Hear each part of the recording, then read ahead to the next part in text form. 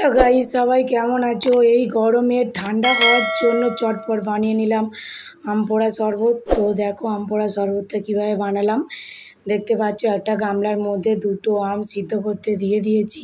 এবার বরকে বলেছি চটপট আমাদের বানিয়ে দাও, আমার জন্য আর সুবাউর জন্য স্পেশালি আম পোড়া শরবত। তো বর আম সিদ্ধ হওয়ার পর আমগুলোকে ভালো করে চটকে নিল। দেখতেই পাচ্ছ আমগুলোকে ভালো করে চটকিয়ে নিচ্ছে, চটকানো হয়ে গেছে। তো আমাকে বরফ বের করতে বলেছিল। আমি যেহেতু ফ্রিজে বরফ আগে থেকে দেওয়া হয়নি, তাই আমি আইসক্রিমের ট্রের মধ্যে জল দিয়ে বসিয়ে দিয়েছিলাম। কিন্তু বের করে দেখছি যে কিছুতেই বরফটা ওর থেকে ছাড়াতেই পারছি না, তাই ওই ট্রে শুধু মানে দিয়ে দিলাম এই আম পোড়ার মধ্যে। দেখতেই পাচ্ছ ছাড়াতে পারিনি, কারণ ভাবছিলাম যদি আইসক্রিমের ট্রের ঢাকনাটা ভেঙে যায়, তাই আর বেশি বাড়াবাড়ি করলাম না, পুরো ওটা শুধু দিয়ে দিলাম। এবার বর দিয়ে দিল ওতে মানে ওটার মধ্যে মানে পরিমাণ মতো লবণ, আর দিয়ে দিল পরিমাণ মতো চিনি। উফ, যা দারুণ লাগবে না। কিন্তু একটা জিনিস দিতে বাকি আছে, সেটা কী বলো তো শুভও? কী দিতে বাকি আছে? বলো বলো বলো, কী দিতে বাকি আছে? জলজিরা।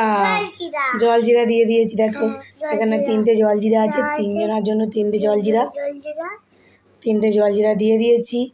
এবার এটাকে ভালো করে ফাটিয়ে চিনিটা গলিয়ে নিয়ে এই ঠান্ডাইতে জাস্ট জমে গেল। মানে এত ঠান্ডা পড়েছে, এত ঠান্ডা পড়েছে যে এতই ঠান্ডা খাচ্ছি যে ঠান্ডায় ঠান্ডা কাটছে না।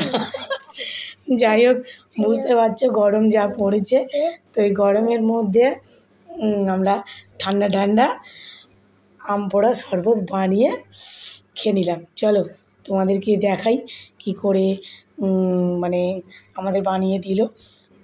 আমাদের 3টে গ্লাসের মধ্যে 3 জনের জন্য ঢেলে নিয়েছে। এটা যেহেতু বড়ের গ্লাস, বড় আগে ঢেলে নিল, তার আগে ফেটে নিচ্ছে, যেহেতু চিনিটা একটু গোটা গোটা রয়েছে, তাই ফেটে চিনিটা ফাটিয়ে নিল।